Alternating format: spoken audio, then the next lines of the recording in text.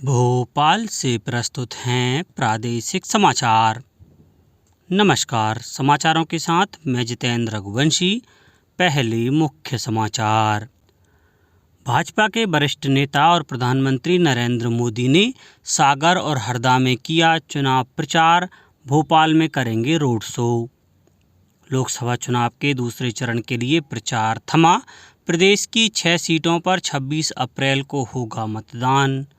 MP board की 10वीं और 12वीं की परीक्षाओं का परिणाम घोषित और प्रदेश के कई जिलों में अगले 3 दिन बारिश के आसार, कुछ जगहों पर ओलावृष्टि की भी संभावना। अब समाचार विस्तार से।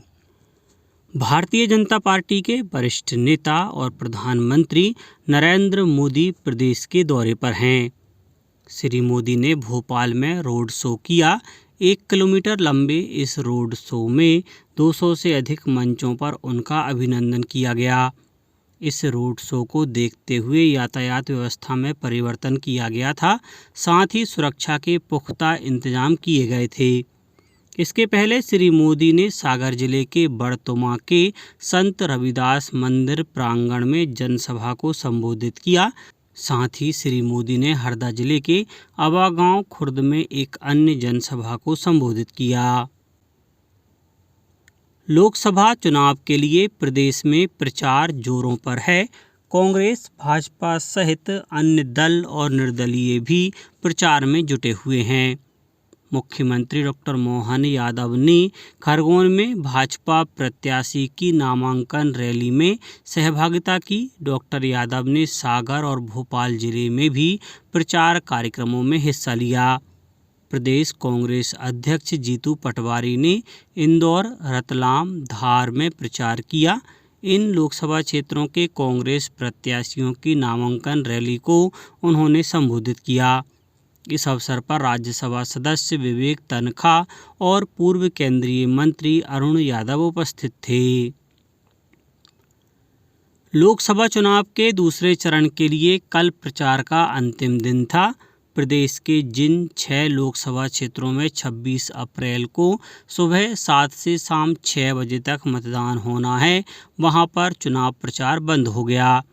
मुख्य निर्वाचन पदाधिकारी अनुपम राजन ने बताया है कि संसदीय निर्वाचन क्षेत्र में मतदान समाप्ति के लिए निर्धारित समय के 48 घंटे से पहले से चुनाव प्रचार बंद करने का प्रावधान है। प्रचार प्रसार समाप्त होने की समय सीमा के बाद बाहरी क्षेत्र के व्यक्तियों को जो उस लोकसभा संसदीय निर्वाचन क्षेत्र में मतदाता नहीं हैं, उन्हें वह निर्वाचन क्षेत्र छोड़ना होता है। इस हेतु सघन निगरानी अभियान चलाया जाता है। दूसरे चरण में टीकमगढ़, दमोह, खजुराहो, सतना, रीवा, होशंगाबाद में मतदान होना है। प्रदेश में लोकसभा चुनाव के चौथे चरण के लिए नामांकन भरने का सिलसिला जारी है। रतलाम लोकसभा के लिए 5 उम्मीदवारों ने 6 नामांकन फॉर्म जमा किए। वहीं धार में अब तक कुल 4 प्रत्याशियों ने अपने नामांकन दाखिल किए। कांग्रेस और बसपा प्रत्याशियों ने नामांकन दाखिल किए। चौथे चरण के लिए नामांकन फॉर्म जमा करने का आज अंतिम दिन है। फॉर्म की समीक्षा 26 अप्रैल को होगी और नामांकन फॉर्म वापस 29 अप्रैल तक लिए जा सकते हैं। मध्य प्रदेश माध्यमिक शिक्षा मंडल द्वारा आयोजित कक्षा 10वीं और 12वीं की परीक्षा का परिणाम घोषित कर दिया है। कक्षा 10वीं में इस बार 58.10% नियमित परीक्षार्थी और कक्षा 12वीं में 64.49% नियमित विद्यार्थी उत्तीर्ण हुए। इस बार भी छात्राओं ने बाजी मारी।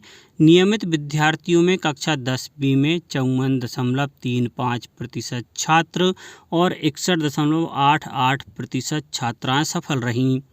वहीं 12वीं में 60.55% छात्र और 68.43% छात्राएं पास हुईं।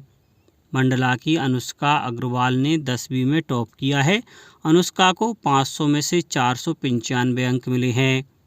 इसी तरह 12वीं में शाजापुर के जयंत यादव ने 487 अंक लाकर कला समूह में टॉप किया है। वहीं गणित समूह में 493 अंक लाकर रीवा की अंशिका मिश्रा टॉपर बनी हैं।